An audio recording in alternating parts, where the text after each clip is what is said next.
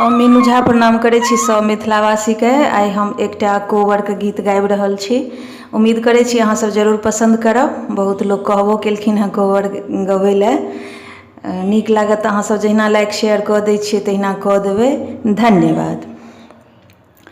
आजू सोहागक रात कोबर रंगे भरी। आजू सोहागक रात कोबर रंगे भरी।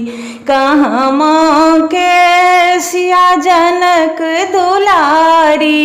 कहमां के सिया जनक दुलारी।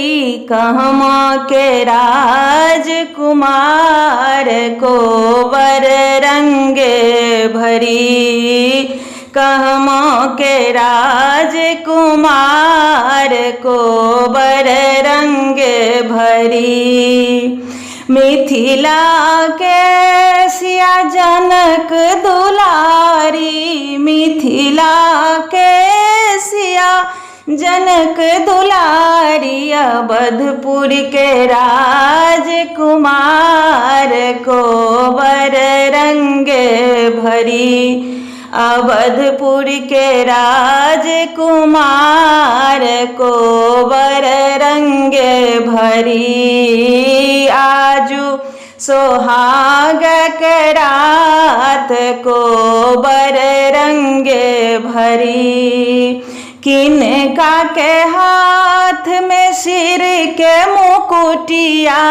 किनका के हाथ में सिर के मुकुटिया।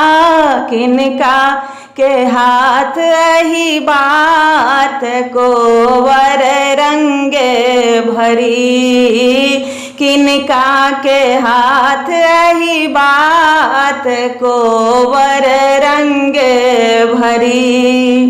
दूल्हा के हाथ में सिर के मुकुटिया। दूल्हा के हाथ में सिर के मुकुटिया। दुल्हन के हाथ अही बात कोबर रंगे भरी। दुल्हन के हाथ अही बात कोबर रंगे भरी। जुग जुग जीवथु सुंदर दुल्हा। जुग जुग जीवथु सुंदर दुल्हा। दुल्हन के बढ़नु अही बात कोबर रंगे भरी। आजू सोहागक रात कोबर रंगे भरी। कोबर